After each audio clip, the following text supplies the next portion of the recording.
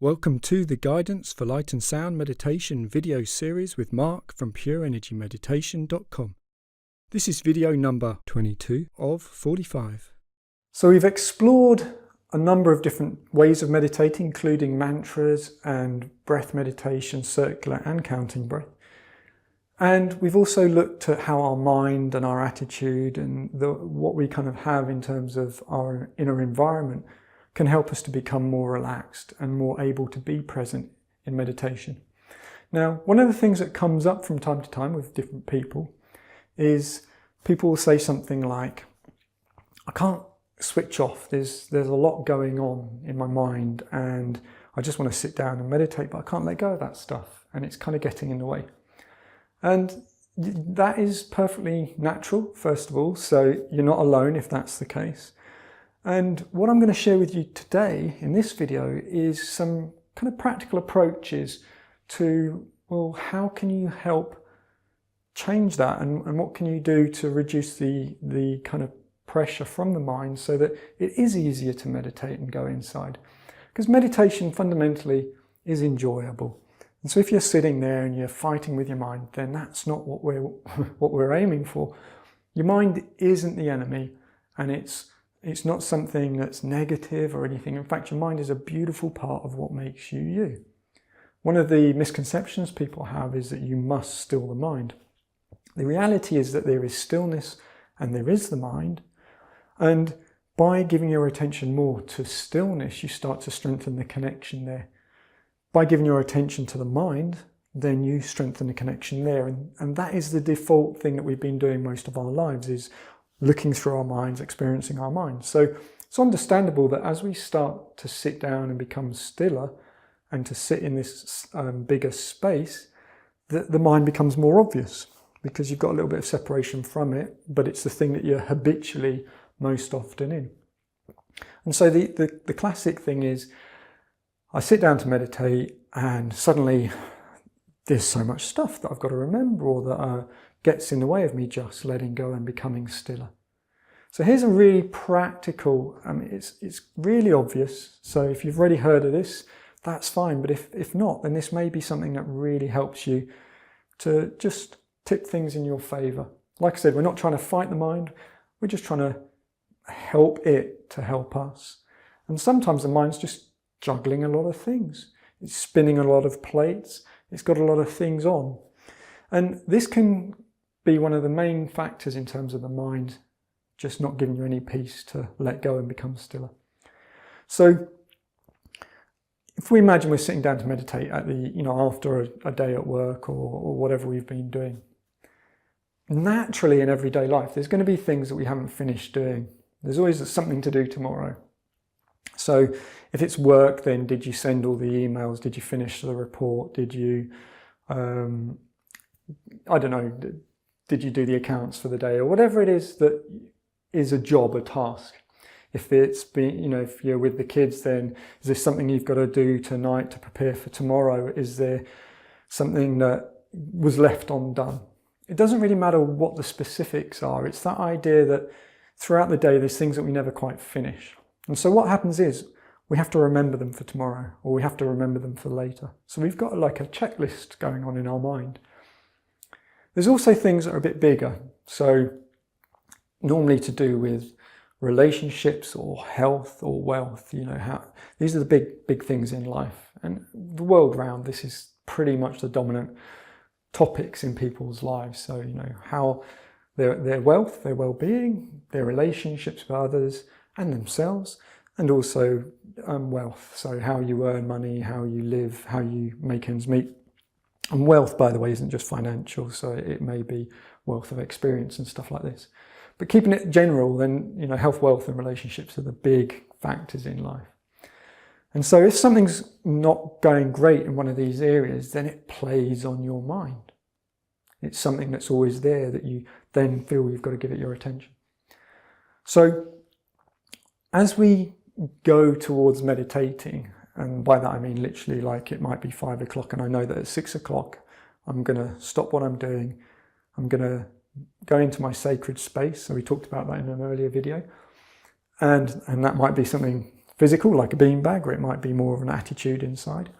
And then I'm going to meditate. And when I sit down to meditate, I really want to be able to just let go of all of this stuff. Doesn't mean that it's not there, but I don't want it coming into my meditation. So this, these are a number of things you can do that really, really help. And they sound so obvious. So I make no apologies if you go, duh, yeah, of course. But it might just help someone hearing it out loud, and it might remind you of something you already knew. So here's the first general and useful bit of advice in terms of separating the mind stuff from the meditation stuff. So number one is, if you are busy and there's a lot going on in your life, book some time. So it's one thing to say, yeah, I'm going to meditate at the end of the day, but the end of the day never comes, and then you're squeezing it in between ready to fall asleep and falling asleep, which means you probably fall asleep. Or it gets compromised because you wanted to do an hour, but all the other things kept on coming up, and then now it's really late, you've got to get up early in the morning, so you only do 5 minutes of meditation. So I book time. I say to myself, right, I've got work 9 till 5:30, I'm going to walk the dog, I'm going to have some nice food, I want to give time for the food to go down. Okay, I'm going to book 9 o'clock in the evening. See, for me, that's not late. I tend to go to bed a lot later, so 9 o'clock works for me. I also book 6:15 in the morning, so from 6:15 till 7:30 I meditate most mornings. So this is how I work, so I know that that's my meditation time. Psychologically, booking it, even if you're just booking yourself 10 minutes at the end of the day or 10 minutes at lunchtime, it's in the diary, it's in the mental diary, it might even be in your physical diary, but it's there. And much like anything else, if you know that you're going to the cinema tonight, that's something you're looking forward to. So you make sure you've finished all the stuff before the cinema happens. In the same way, knowing that 9 o'clock I'm going to meditate, I organise my day a bit better so that when 9 o'clock comes, there's a nice clean break between what I was doing and the meditation. It's not, life isn't overflowing into that meditation slot because it's been pre-booked. So having that attitude of I'm going to book myself into a meditate, it's a bit like I'm going to book myself into a spa, or I'm going to book myself in for a massage, or something that's really nice and wholesome and supportive of yourself, because that's what meditation is. So the first bit of advice is book your meditations in. That way you're kind of also saying to yourself, this is important, it deserves a slot in my day, rather than it being a compromise that just gets squeezed in almost as a secondary measure. So see how you get on with that. That's one approach. Next approach, and you can do these together, is say like I said, I'm going to meditate at 9 o'clock. Okay, get to 8:55. Before I meditate, I sometimes sit down, and I do this on my laptop because I've got a nice little app that allows me to leave sticky notes on the screen. But you could equally just do it on a sticky note or do it on a pen and pad, whatever works for you. But if there's big things going on in my life and things I've got to remember, like I've got to submit the electricity reading, I've got to send this letter off to whoever, or I've got to buy a present for someone because it's their birthday the weekend. These things that kind of just on their own aren't of any consequence, but when you start having to remember all of them, they build up quite a big to-do list. I literally write out a to-do list. So I say, okay, energy meter reading, card, birthday present, whatever it is, I write them out. In writing them out, I no longer have to remember them. I know that there's a list there. So I take the pressure off my mind from having to juggle this list. And it sounds obvious, but it can be really liberating. But the other thing is, it's quite symbolic. I'm taking them out of my head and putting them somewhere safe, but I can pick that up later, and it just frees me up and other people, because I've done this with a lot of people, it frees them up to go, okay, that's taken care of, that's there, it's written down in black and white. I can now relax knowing that I don't have to remember that. And it's amazing what a difference that can make, because you can start to just let go. It's like, okay, yeah, the list is there, but we can leave it there.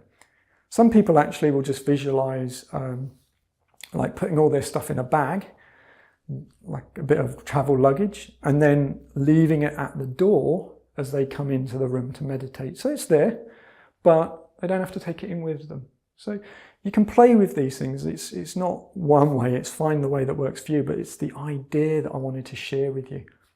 So, you know, creating the list and booking some time in are two really nice, quite subtle strategies that can help to just let your mind relax a little bit before going into meditation. So let's just play with this for a moment. So close your eyes and we'll just do a little guided meditation. And allow yourself to just notice, as we've done in some of the other exercises, to just be present and aware of what it's like on the inside, what you're noticing. And in this particular exercise, becoming more aware of any thoughts that are in our mind that are preventing us from becoming stiller. In particular, it may be something that you've just got to let go of for now, connected with life or work or relationships. And these kinds of thoughts are normally to do with either the past, something that has happened, or the future, something that is going to happen. But as you take another breath and just settle more into being present right now, then you can notice any thoughts that it would be useful to let go of while you meditate.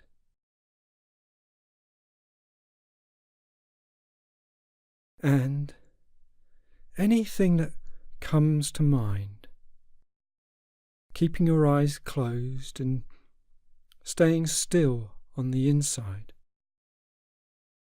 you can simply imagine writing that particular thought down. Notice what that feels like as you do, and notice anything else as you simply write down whatever it is that is on your mind.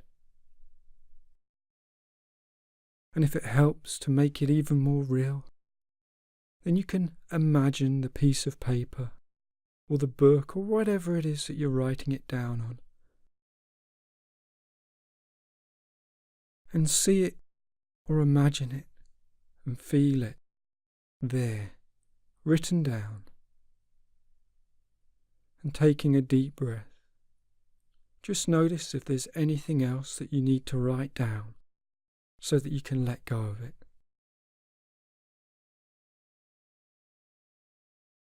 And add whatever you need to this list.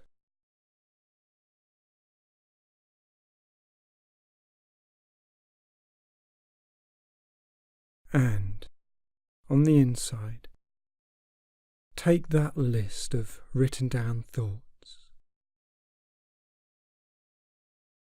and put it down next to you, face down, so that you know that they are there, but that they are safely somewhere where you can let go of them for now. And as you breathe in and let go on the inside, then you can notice what that feels like, to let go of that list. And just explore that. And taking another breath, just notice whatever else you notice on the inside. Anything that gets your attention. Notice it, accept it just the way it is, and then practice letting go. Because anything that gets your attention is simply an opportunity for you to explore the contrast between the thing and the space that contains it. so that as you let go, that thing can still be there, but you can begin to move your awareness into the space before it, around it, behind it, and between you and it. Noticing, breathing, letting go.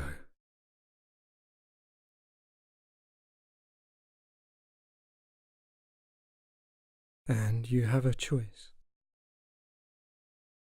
If it will help you to become more relaxed,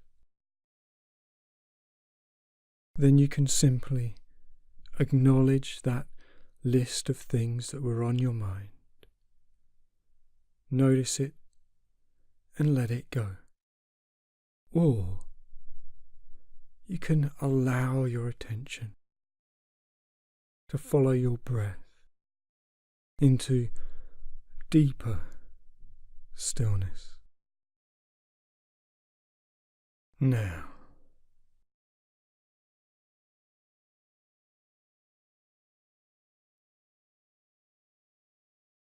and as you're more aware of your breath, then you can also start to notice your hands and your feet, your body, and the room around you, so that in a moment, but not yet, when you open your eyes, you can simply observe from this stillness. But before you do, if it's helpful to you, then you can pick up that list of things that were on your mind and notice if any of them are still important, or if they can stay on that piece of paper.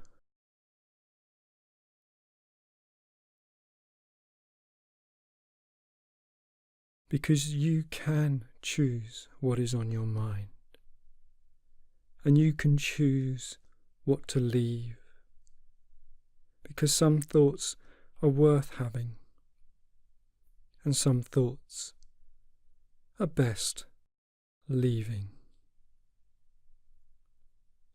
And as you notice a space between each word, then you can notice a space that allows you the time to let go of those things that you no longer need, as you move towards being present in the room at this particular time, taking just those things that will help you forwards.